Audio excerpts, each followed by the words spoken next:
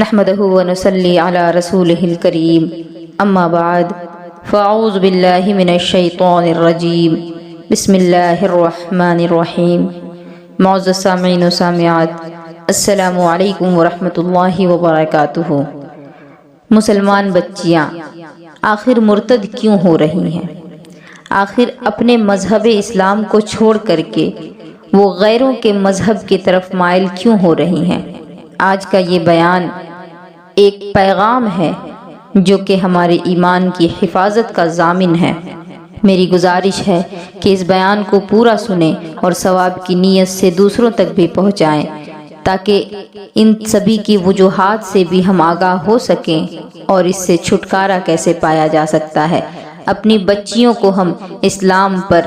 ثابت قدم کیسے رکھ سکتے ہیں۔ ان سبھی سوالوں کے جواب بھی میں آپ کو دوں گی۔ میری پیاری اسلامی بہنوں، سیدہ فاطمہ الزہرا رضی اللہ تعالی عنہا کی کنیزوں، آج میرا دل خون کے آنسو رو رہا ہے۔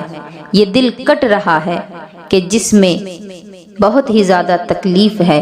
آج جب ان باتوں کو ہم سنتے ہیں تو ہمارا دل جو ہے وہ خون کے آنسو روتا ہے۔ جب بھی اس طرح کی خبر سننے میں آتی ہے کہ ہمارے گھروں کی بچیاں جن کی پیشانی پر سجدے کا نور تھا، قرآن جن کے ہاتھوں میں تھا، وہ آج اپنے ایمان کو بیچ رہی ہیں، وہ آج اپنے دین کو چھوڑ کر کفر کی طرف جا رہی ہیں، کبھی سوچا ہے ایسا کیوں ہو رہا ہے؟ یہ کوئی پرانی بات نہیں، یہ آج کا ہی المیہ ہے۔ یہ ہمارے گاؤں، ہمارے شہروں، ہمارے گھروں میں ہو رہا ہے۔ اس کی اصل وجہ ایمان کی کمزوری ہے۔ اللہ رب العزت قرآن مقدس میں فرماتا ہے فَثَبِّتُوا الَّذِينَ آمَنُوا، کہ اے ایمان والوں اپنے ایمان پر مضبوطی کے ساتھ جم جاؤ۔ ایمان مضبوط تب ہوتا ہے جب گھر میں دین کی تعلیم ہو، ماں باپ دینی ماحول دیں، مگر آج گھروں میں دین کم اور دنیا زیادہ نظر آتی ہے۔ ماں باپ بچوں کو کارٹون کے ویڈیوز دکھاتے ہیں، گانے سناتے ہیں، ناچنے گانے پر اکساتے ہیں، اور خاص کر ماں باپ ہی اپنے بچوں سے کہتے ہیں کہ اسکول میں کوئی فنکشن ہو تو اس میں حصہ لو، اس میں ناچو، اس میں گاؤ۔ اور انہی سب چیزوں کے وجہ سے جب بچوں کو بچپن سے ہی ناچنے گانے کی عادت لگ جاتی ہے، فیشن پرستی جب ان کے دل میں بیٹھ جاتی ہے، تو اس کے بعد جب وہ بالغ ہوتی ہیں، جب آپ ان کو پردے کا حکم دیں گے تو وہ کبھی بھی پردے کو قبول نہیں کرنا چاہیں گی۔ آج ماں باپ اپنے بچوں کو تو بہت سپورٹ کرتے ہیں کہ اسکول کے فنکشن میں میری بچی حصہ لے گی، رشتہ داروں کو بلا بلا کر کے اس کے گانے سنواتے ہیں، اس کے ناچ دکھاتے ہیں، لیکن اللہ اکبر، آج وہ مسلمان بچی قرآن پڑھنا تک نہیں جانتی، قرآن سمجھنا تو دور، اس کے حروف کو پہچانتی بھی نہیں، نماز کا طریقہ اسے نہیں معلوم، حیا کس کو کہتے ہیں اسے اس کی بھی خبر نہیں، دینی تعلیم تو بالکل سرے سے ختم ہو چکی ہے۔ ان سبھی چیزوں کے بنا پر ایمان کمزور ہو جاتا ہے، اور ایمان جب کمزور ہو تو دنیا کی چمک دمک، جھوٹے پیار، سوشل میڈیا کا جادو ایمان کو چھین ہی لیتا ہے۔ اس کی دوسری وجہ کہ ہماری بچیاں اپنے مذہب کو چھوڑ کر کے غیروں کے مذہب کو اپنا رہی ہیں، تو یہ دینی تعلیم کا فقدان ہے، یعنی دین کی تعلیم سے دوری کی بنا پر آج ہماری بچیاں غیروں کی مشابہت اختیار کر رہی ہیں۔ رسول کائنات علیہ الصلوۃ والسلام کا فرمان ہے کہ تم سب نگہبان ہو اور ہر ایک سے اس کی رعیت کے بارے میں سوال ہوگا، یعنی تمہیں جس چیز کی نگہبانی کرنے کا حکم ہوا ہے اس کے بارے میں تم سے پوچھا جائے گا۔ آپ دیکھیں ہمارے معاشرے میں ہر کوئی جب بالغ ہوتا ہے، پھر جب ان کا نکاح ہوتا ہے تو وہ بھی آگے چل کر کے ماں باپ بنتے ہیں، اور ماں باپ بننے کے بعد ان کو بچوں کی ذمہ داری بھی نبھانی پڑتی ہے۔ تو یہاں ہمارے نبی نے یہ جو بات بیان فرمائی کہ تم سب نگہبان ہو، تو تم اپنی اولاد کے نگہبان ہو، اور تم نے اپنی اولاد کی کیسی تربیت کی اس کے بارے میں تم سے سوال کیا جائے گا۔ ماں باپ اپنی بچیوں کو اسکول اور کالج تو بھیجتے ہیں مگر دینی تعلیم نہیں دیتے، مدرسہ بھیجنے سے کتراتے ہیں، اور اگر کبھی بھیجتے بھی ہیں تو نہ تو بچیوں کے پاس لکھنے کے لیے کاپیاں ہوتی ہیں، نہ ہی ان کے پاس پڑھنے کے لیے کتابیں ہوتی ہیں۔ بس مدرسہ بھیج دیتے ہیں کہ ایک آدھ بار دیکھ کر کے مدرسے سے چلی آئے، تاکہ بس کہنے کے لیے نام تو ہو جائے کہ میری بچی مدرسے میں بھی پڑھی ہے۔ آج کل کی بچیاں سائنس، انگلش، فیشن سب چیزیں جانتی ہیں، مگر ایمان اور کفر کا فرق نہیں جانتی۔ یہ اتنا واضح فرق ہے، لیکن اس کے باوجود آج ہماری بچیاں ایمان اور کفر کے درمیان فرق نہیں کر پاتی، اور نتیجہ یہ سامنے آتا ہے کہ کوئی غیر مسلم لڑکا تھوڑی سی محبت جتائے اور ایمان چھیننے میں کامیاب ہو جاتا ہے۔ اللہ اکبر! کیا بس اتنا ہی تھا ہمارا ایمان؟ کیا اتنا کمزور ہو چکا ہے ہمارا ایمان کہ دو چار باتیں اگر آ کر کسی نے کہہ دی، دو چار باتیں کہہ کر کسی نے دل بہلا دیا، کسی نے کپڑے دلوانے کا لالچ دے دیا، کسی نے گھومنے پھرانے کا لالچ دے دیا، کسی نے کھلانے پلانے کا لالچ دے دیا، تو اس کے ساتھ اپنی ساری زندگی بتانے کے لیے تیار ہو جاتی ہیں۔ یہ تک نہیں دیکھتی کہ اس کا مذہب کیا ہے، اس کا دین کیا ہے، یہ تک نہیں دیکھتی، اور نہ ہی اس کے بارے میں سوچتی ہیں، اور اپنے مذہب کو، اپنے پیارے مذہب کو، کہ جس کے جیسا مذہب ساری کائنات میں کوئی دوسرا مذہب نہیں، ایسا مذہب کہ جس میں کوئی کمی نہیں، اس مقدس اور پاک مذہب کو چھوڑ کر کے غیروں کے مذہب کو اختیار کر لیتی ہیں۔ اور اس کی ایک اور وجہ میں بیان کرنا چاہوں گی کہ ہماری بچیاں جو ہیں وہ مرتد کیوں ہو رہی ہیں، اپنے دین سے پھر کیوں جا رہی ہیں۔ تو اس کے پیچھے ایک سب سے بڑی وجہ جو آج کے دور میں نمایاں ہوئی، وہ سوشل میڈیا کا فتنہ ہے۔ علامہ اقبال نے کیا خوب بیان کیا،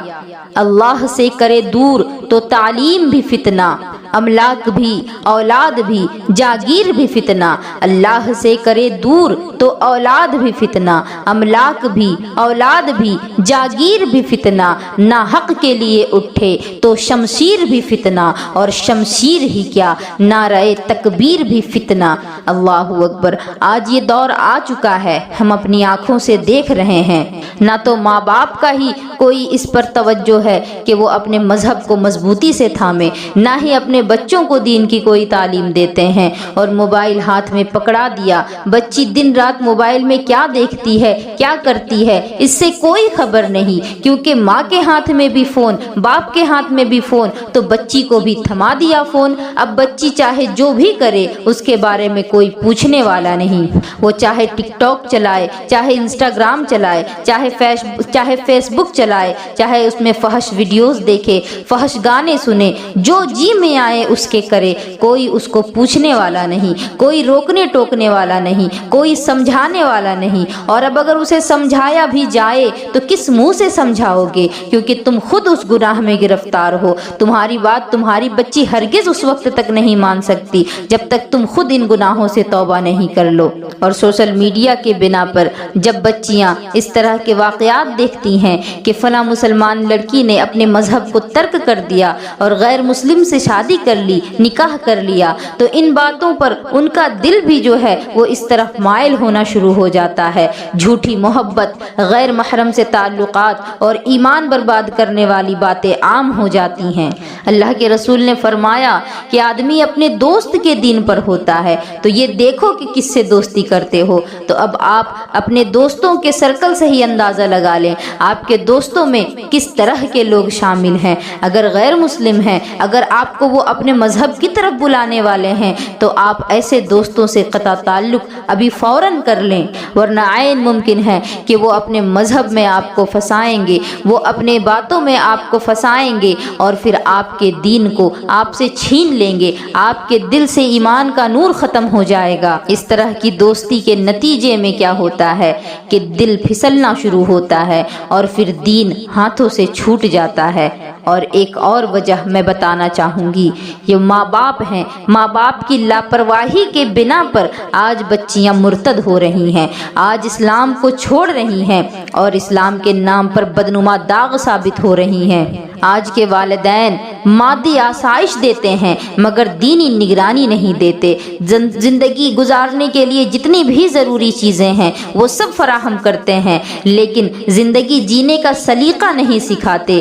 دین کی تعلیم نہیں دیتے۔ لڑکی کہاں جا رہی ہے، کس سے بات کر رہی ہے، فون پر کیا دیکھ رہی ہے، کوئی پرواہ نہیں۔ نتیجہ یہ سامنے آتا ہے کہ گھر کے اندر بیٹھ کر مرتد ہونے کے راستے پر چل رہی ہیں۔ میں آپ سبھی کو ایک ایسی سچائی بتانا چاہوں گی کہ جس کو میرے خیال سے آپ میں سے کچھ لوگوں نے سنا بھی ہوگا، اور یہ بات جو ہے یہ بہت پرانی بات نہیں، ابھی چند مہینے پہلے کی ہی بات ہے کہ بریلی کے ایک گاؤں میں، بریلی شریف یعنی کہ جو یوپی میں موجود ہے، جہاں اعلیٰ حضرت علیہم الرحمت الرضوان کا مزار مبارک ہے، وہ مقدس بریلی، اس بریلی کی ایک مسلمان لڑکی غیر مسلم سے محبت کر کے اس نے نکاح کر لیا۔ اپنے گھر والوں سے لڑ جھگڑ کر کے اس نے اپنی مرضی سے اس غیر مسلم سے نکاح کیا، گھر والوں کو چھوڑ کر کے اس غیر مسلم کے ساتھ چلی گئی، اور پھر جب وہ غیر مسلم کے ساتھ رہنے لگی، اس نے اپنے مذہب کو ترک کر دیا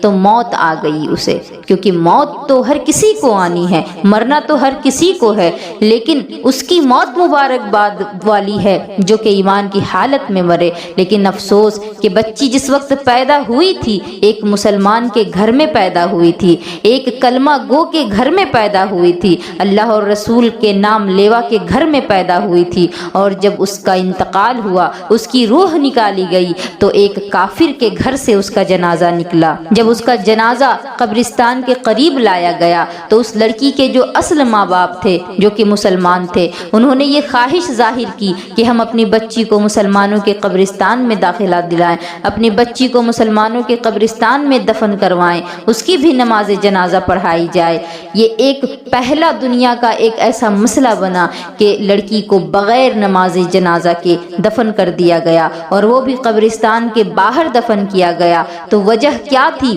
وجہ یہ تھی کہ اب وہ مسلمان نہیں رہی، جب وہ مری تو وہ ایمان کی حالت میں نہیں مری۔ لوگوں نے سوچا کہ ہم اپنی مرضی سے اسے کیسے دفن کر دیں، علماء کرام سے رجوع کیا گیا، علماء کرام نے جواب دیا کہ جب وہ مری ہی نہیں ہے مسلمان ہونے کی حالت میں تو اسے حق نہیں پہنچتا کہ اس کی نماز جنازہ پڑھائی جائے، اور نہ ہی اسے مسلمانوں کے قبرستان میں دفن کیا جائے گا۔ اب چونکہ وہ مرتد ہو چکی تھی، اب چونکہ وہ غیر مسلم ہو چکی تھی، تو اب اس کے ساتھ چاہے جو بھی سلوک کیا جائے مسلمانوں کو اس سے تکلیف نہیں ہونی چاہیے۔ یہ واقعہ ہماری مسلم بہنوں بیٹیوں کے لیے ایک بہت ہی عبرت کا مقام ہے۔ اس کو سن کر کے بھی میں امید کرتی ہوں کہ بہت سی بچیاں جو اس راستے پر چل پڑی ہوں گی، ان کا جو دل ہے وہ خوف کے مارے کانپ رہا ہوگا، وہ یہ گناہ جو کر رہی ہوں گی وہ اپنے دل سے گناہ کو ترک کرنے کا ارادہ بھی کر چکی ہوں گی، کیونکہ موت تو ہر کسی کو آنی ہے، لیکن موت میں سختی اور نرمی دونوں معاملات پیش ہوتے ہیں۔ موت کی سختی ہر کسی کو محسوس ہوتی ہے، لیکن جو نیک ہوتے ہیں تو ان کی سختی جو ہے وہ تھوڑی کم ہو جاتی ہے، اور جو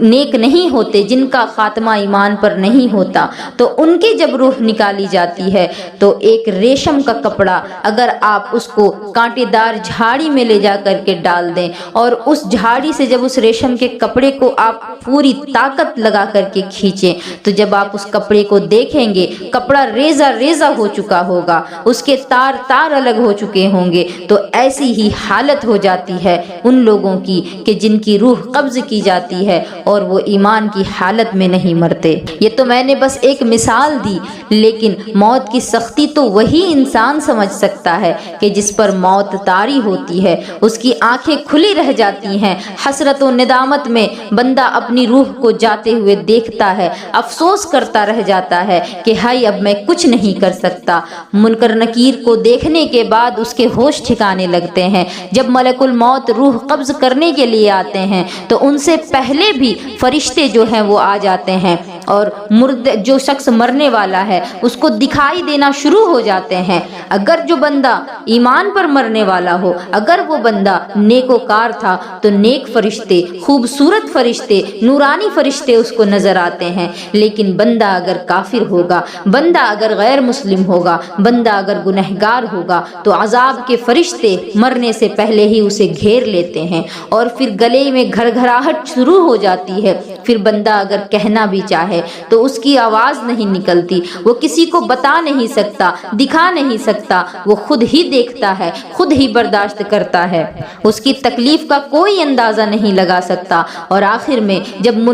روح قبض کرنے کے لیے ملک الموت حضرت اسرائیل علیہ السلام آتے ہیں تو اسرائیل علیہ السلام کی بھی دو شکل ہے، ایک تو نورانی شکل جو کہ مومن کے پاس وہ آتے ہیں، اور دوسری اتنی ہولناک اور خطرناک اور بھیانک شکل کہ اس کو اگر کوئی دیکھ ہی لے تو انسان مر جائے، ایسی بھیانک شکل کے ساتھ آتے ہیں ایسے لوگوں کی روح قبض کرنے کہ جن کا ایمان پر خاتمہ نہیں ہونے والا تھا، ایسے لوگوں کی روح قبض کرنے جو کہ گناہوں میں ملوث رہا کرتے تھے اور گناہوں کی توبہ نہیں کرتے تھے۔ فرشتوں کو دیکھنے سے پہلے بھی اگر کوئی توبہ کر لے تو اس کی بھی توبہ قبول ہے، لیکن فرشتوں کو دیکھ کر اب کوئی توبہ کرے تو اب اس کی توبہ قبول نہیں۔ فرعون، اس کے نام سے آج کون واقف نہیں؟ فرعون کو جب موت آنے والی تھی، جب اس نے دیکھ لیا کہ اب تو حقیقت سامنے آ چکی ہے، اب تو کوئی راستہ نہیں بچا، جب اس کو غرق کیا جانے لگا تو اس نے بھی یہ چاہا کہ میں اب میں ایمان لے آؤں موسیٰ اور ہارون کے رب پر، اب میں توبہ کر لوں اپنی ساری زندگی کے گناہوں سے۔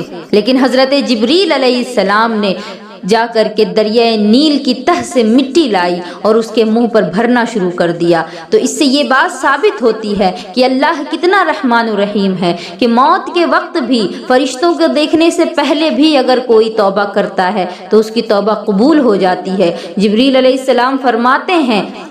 کہ میں نے فرعون کے منہ میں مٹی اس لیے بھری کیونکہ اگر وہ اس وقت بھی توبہ کر لیتا تو اللہ تعالیٰ اتنا رحمان و رحیم ہے کہ اس ظالم، اس سرکش کی بھی توبہ قبول کر لیتا جس نے ساری زندگی اس کی نافرمانی کی، یہاں تک کہ خدائی کا دعوے دار بن بیٹھا، اس کے بعد بھی اللہ اس کی توبہ قبول کر لیتا۔ مجھے اس خوف کے بنا پر اس کے منہ میں مٹی ڈالنی پڑ گئی۔ ہمیں اندازہ لگانا چاہیے کہ ہم اتنے گنہگار اور ہمارا رب ہم سے اتنی محبت کرتا ہے کہ آخر وقت میں بھی اگر توبہ کرتے ہیں تو ہماری توبہ قبول کر لیتا ہے۔